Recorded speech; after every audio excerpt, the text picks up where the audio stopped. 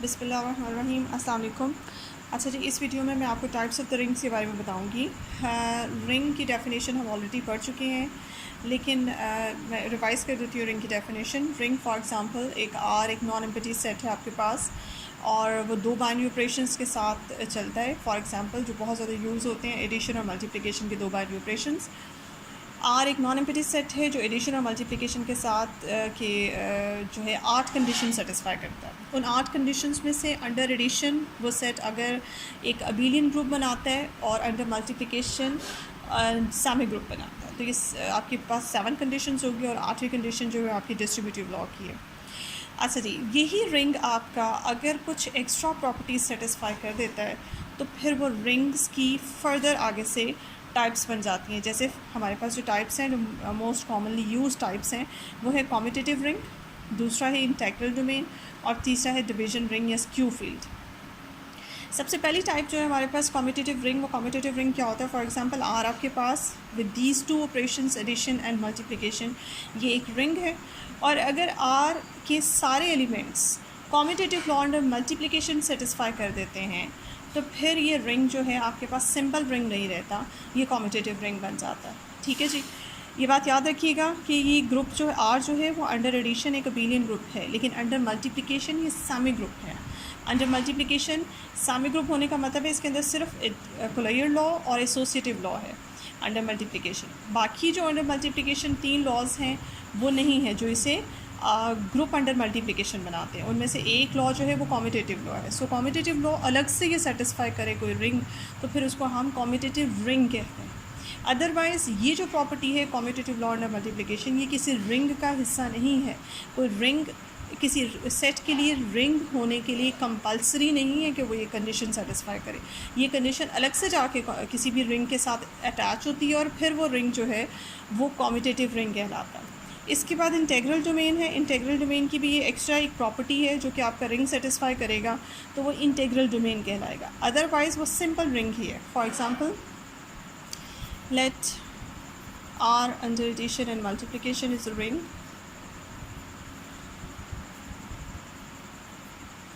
and for A and B belongs to R, if the product of these two elements is 0, this implies A is 0 or B is 0. अब ये property आपको क्या कहती है? For example आपके पास are एक ring है और आप उसमें से कोई से दो एलिमेंट्स सेलेक्ट करते हैं इस तरह से कि उन दो एलिमेंट्स का जो प्रोडक्ट है वो आपके पास 0 आता है। ठीक है, दिस इम्प्लाइज, तो इसके नतीजे में आपके पास या तो ए को 0 होना चाहिए या बी को 0 होना चाहिए। तो खैर कॉमन यूज़ प्रैक्टिस में भी कॉमन प्रैक्टिस है हमारी, जब हम दो नंबर्स का प्रोडक्ट लेते हैं, आम लाइफ में भी जनरल लाइफ में भी ऐसे ही होता है। आम नंबर्स को जब हम प्रोडक्ट लेते हैं और उनका आंसर 0 है तो उनमें से किसी एक एलिमेंट का 0 होना ज़रूरी होता है। तो ये आम जो प्रैक्टिस में यूजुअल लाइफ में जो हमारी ये प्रॉपर्टी है, ये प्रॉपर्टी अगर आपके पास रिंग में आ जाए तो हम उस रिंग को इंटेग्रल डोमेन कहते हैं। अच्छा, बहुत सी जगहों पे एक रिंग इंटेग्रल डोमेन तब बनता है जब वो कॉम्यूटेटिव रिंग हो, यानी कि बहुत सी जगहों पे आप ये प्रॉपर्टी पढ़ेंगे, let R under addition and multiplication is a commutative ring. ये मैं आपको थोड़ा ब्रैकेट में लिख देती हूँ, इज़ अ कॉम्यूटेटिव रिंग। और समटाइम्स आप बहुत सी जगहों पे ऐसी भी बुक्स में आप पढ़ेंगे कि सिंपल ये रिंग है और अगर ये एक्स्ट्रा प्रॉपर्टी ये सेटिस्फाई कर देता है तो ये इंटेग्रल डोमेन बनता है। लेकिन बहुत सी जगहों पे आप ऐसे भी पढ़ेंगे कि आर को इंटेग्रल डोमेन होने के लिए पहले कॉम्यूटेटिव रिंग होना चाहिए। सो दोनों चीज़ों में आप जैसे भी इस्तेमाल करना चाहें। फॉर एग्ज़ाम्पल अगर आप विजय खन्ना की बुक को फॉलो करते हैं तो विजय खन्ना की बुक में आपके पास कॉम्यूटेटिव रिंग है कि आर एक कॉम्यूटेटिव रिंग है एंड देन ये प्रॉपर्टी सेटिस्फाई करता है तो ये इंटेग्रल डोमेन बन जाता है। ठीक है, तो मैं दोनों बातें आपको इसलिए डिस्कस कर दी क्योंकि मोस्ट ऑफ द प्लेसेस पे इसको इंटेग्रल डोमेन जो है उसको कॉम्यूटेटिव रिंग नहीं भी माना जाता और बहुत से बुक्स में माना जाता है। अब जिस तरह से भी आए आप उसको देख लें। उसके बाद तीसरी है हमारे पास प्रॉपर्टी डिवीजन रिंग की। Let R under addition and multiplication is a ring with unity.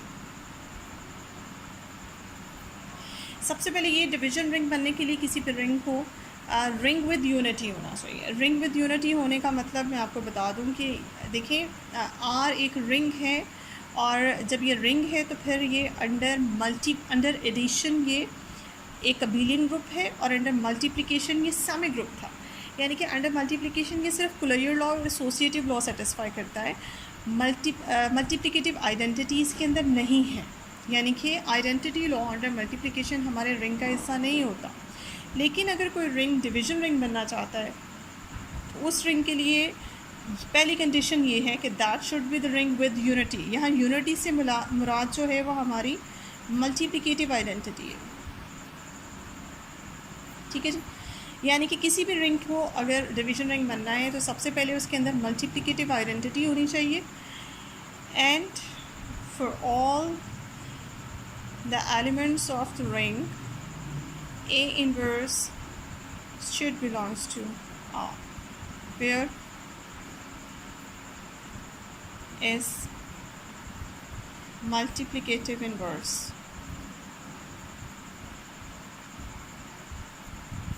यानी कि कोई भी रिंग, सिंपल रिंग अगर डिवीजन रिंग बनना चाहता है, या उसका दूसरा नाम ऑल्टरनेटिव नेम स्क्यू फील्ड है, डिवीजन रिंग या स्क्यू फील्ड बनना चाहता है तो उसको चाहिए कि इनके उसके अंदर सबसे पहले तो यूनिटी होनी चाहिए, यानी कि मल्टीप्लिकेटिव आइडेंटिटी होनी चाहिए, और उसके बाद उसके यहाँ पे मुझे मेंशन करना चाहिए था जितने भी नॉन ज़ीरो एलिमेंट्स उसके अंदर हैं उन सब का मल्टीप्लिकेटिव इन्वर्स लाजमी एग्जिस्ट करना चाहिए। यानी कि आपके रिंग में एक मल्टीप्लिकेटिव आइडेंटिटी का लॉ और एक मल्टीप्लिकेटिव इन्वर्स लॉ, ये दो लॉज अगर एडिशनली आपके किसी रिंग के अंदर ऐड हो जाएं, ये दो प्रॉपर्टीज़ ऐड हो जाएं, तो वो रिंग सिंपल रिंग नहीं कहलाता, वो रिंग जो है वो डिवीजन रिंग या स्क्यू फील्ड कहलाता है।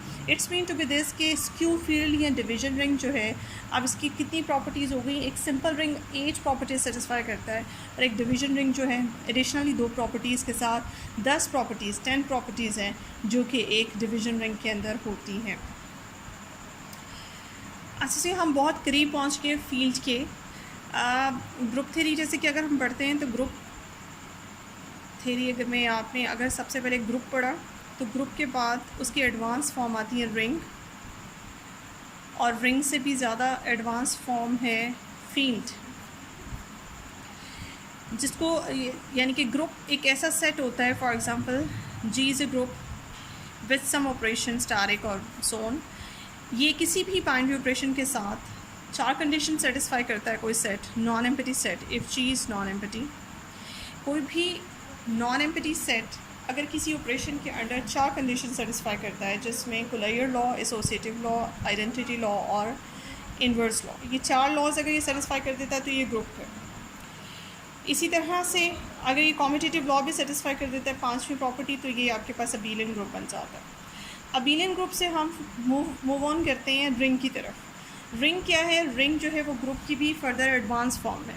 एक सेट रिंग तब बनता है कि वो नॉन एम्पटी हो और साथ ही वो ग्रुप अंडर एडिशन भी हो, एंड इन 5 प्रॉपर्टीज़ के अलावा 3 प्रॉपर्टीज़ वो और कंटेन करें। यानी कि टोटल इसके अंदर 8 प्रॉपर्टीज़ होती हैं। ये same group under multiplication and abelian group under addition होता है। इसके अलावा ये डिस्ट्रीब्यूटिव लॉ भी सेटिस्फाई करता है। टोटल 8 कंडीशंस होती है, और इससे भी ज़्यादा एडवांस फॉर्म है फील्ड। यानी कि कोई सेट अगर रिंग है तो पीछे से वो ग्रुप है, और अगर कोई सेट फील्ड है तो पीछे से वो रिंग है। यानी कि रिंग में हम फर्दर कुछ प्रॉपर्टीज़ का एडिशन करते हैं तो हमारे पास फील्ड बनती है। अब चूँकि हम डिवीजन रिंग तक पहुंच चुके हैं, डिवीजन रिंग बहुत करीब है फील्ड के। बेसिकली मैं आपको फील्ड की डेफिनेशन बताती हूँ। फील्ड की डेफिनेशन क्या होती है? Field a non-empty set F with the binary operations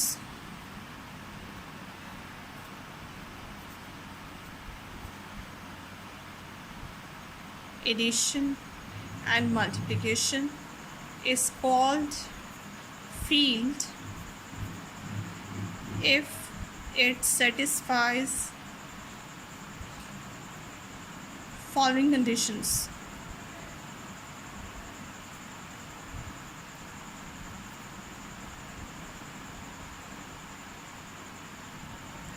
जी वो कंडीशंस क्या है? Number one condition, F under addition is abelian group. Second condition, इस सेट F में से अगर आप सिर्फ ज़ीरो को माइनस कर दें तो ये under multiplication is abelian group.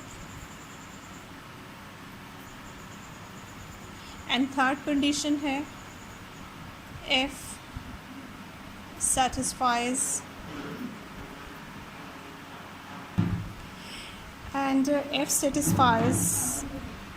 Distributive law. ठीक है जी. अब आप इसको गौर करें कि आपके पास जिस सेट ने फील्ड बनना है, फॉर एग्जांपल F एक सेट है जिसने फील्ड बनना है, तो सेम जैसे कि रिंग में होता है, जैसे आपका रिंग अंडर एडिशन एक abelian ग्रुप बनाता है, बिल्कुल वैसे ही आपका जिस सेट ने फील्ड बनना है वो अंडर एडिशन एक abelian ग्रुप होगा. अच्छा, सेकंड कंडीशन ये है कि अगर उस सेट में से सिर्फ ज़ीरो निकाल दिया जाए, बिकॉज वो पहले एक abelian ग्रुप है अंडर एडिशन. अगर वो abelian ग्रुप अंडर एडिशन है तो डेफिनेटली F सेट के अंदर ज़ीरो कंटेन है, क्योंकि ज़ीरो जो है वो एडिटिव आइडेंटिटी है. अगर वो ग्रुप है तो एडिटिव आइडेंटिटी उसके अंदर मौजूद होगी. तो इट्स मीन कि एडिटिव आइडेंटिटी उसके अंदर मौजूद है. आप सिर्फ इतना काम करें कि इस सेट में से ज़ीरो माइनस कर दें, यानी कि ज़ीरो इसमें से डिलीट कर दें. फ़िलहाल अगर आप इसमें से सिर्फ ज़ीरो डिलीट करते हैं या ज़ीरो को इग्नोर करते हैं, तो ज़ीरो को इग्नोर करके जो बाकी नॉन ज़ीरो एलिमेंट्स बचते हैं, उन बाकी सेट को, उस बाकी सेट को, बाकी नॉन ज़ीरो एलिमेंट्स को चाहिए कि वो अंडर मल्टीप्लिकेशन abelian ग्रुप बनाए, क्योंकि ज़ीरो ने अंडर मल्टीप्लिकेशन ग्रुप बनाने की प्रॉब्लम करेगा. क्योंकि जो भी सेट हम इससे पहले ग्रुप थ्योरी पढ़ चुके हैं, तो जो भी सेट आपका ग्रुप बनाता है अंडर मल्टीप्लिकेशन, उसमें ज़ीरो अगर मौजूद है तो वो कभी भी अंडर मल्टीप्लिकेशन जो है वो ग्रुप नहीं बनाएगा, क्योंकि ज़ीरो का मल्टीप्लिकेटिव इन्वर्स एग्जिस्ट नहीं करता. इन्वर्स लॉ में ज़ीरो प्रॉब्लम करता है. दैट्स वाई किसी भी सेट को अगर आप अंडर मल्टीप्लिकेशन ग्रुप बनाना चाहते हैं तो आप उस सेट में से सबसे पहले ज़ीरो को इग्नोर करें. सो इन जनरल नहीं होता हमारे पास. हम नॉर्मली ग्रुप थ्योरी के अंदर हमने कभी ऐसा नहीं पढ़ा कि किसी सेट के अंदर से वक्ती तौर पे ज़ीरो को इग्नोर कर दें. ठीक है, लेकिन यहाँ पे इस सेट के अंदर ज़ीरो भी है. अगर हम इसे abelian group under addition prove करना चाहते हैं, ज़ीरो इसके अंदर मौजूद है, लेकिन ज़ीरो की मौजूदगी में हम यूँ समझें कि इसे abelian ग्रुप अंडर मल्टीप्लिकेशन भी बना रहे हैं, सिर्फ वक्ती तौर पे टेम्पररीली इसके अंदर से ज़ीरो को इग्नोर करके. अच्छा जी, 5 conditions abelian group under addition की होगी और 5 कंडीशंस अंडर मल्टीप्लिकेशन की. 10 कंडीशंस ये हो गई. एंड 11th कंडीशन आपके पास है कि F satisfies the distributive law. Distributive law तो आपका रिंग में भी था. अब यहाँ से आप कंपैरिजन करें कि एक फील्ड का और एक रिंग का क्या कंपैरिजन है. आपको ऐसे लगेगा कि जैसे फील्ड जो है वो रिंग की एडवांस फॉर्म.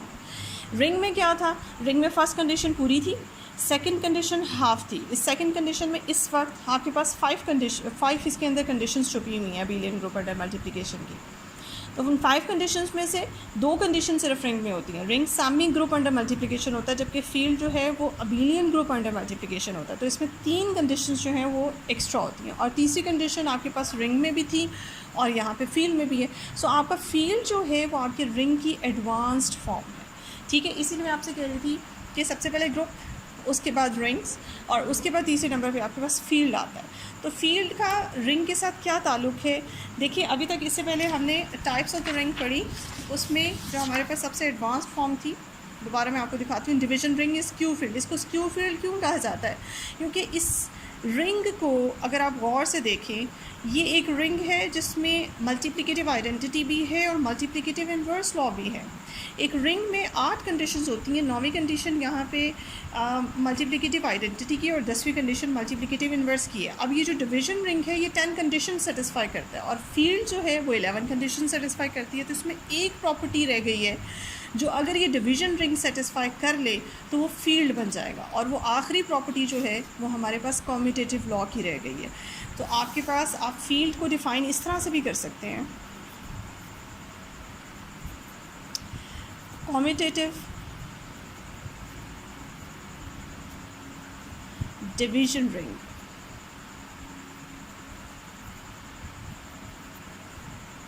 और skew field is called a field. ठीक है जी। अगर डिवीज़न रिंग के साथ कॉम्यूटेटिव प्रॉपर्टी भी ऐड हो जाए तो ये 11 प्रॉपर्टीज़ हमारी ये पूरी हो जाएंगी और वो रिंग जो है आपके पास फील्ड बन जाएगा। इसलिए आपसे कह रही थी कि रिंग की एडवांस फॉर्म जो है फील्ड है। रिंग समझ आएगा तो फील्ड भी समझ आ जाएगा। अच्छा जी, इस वीडियो में आपके लिए सिर्फ इतना ही। मेरी वीडियो को देखें और अपने कमेंट्स प्लीज़ ज़रूर दें और साथ ही साथ इसको सब्सक्राइब करें। Thank you so much.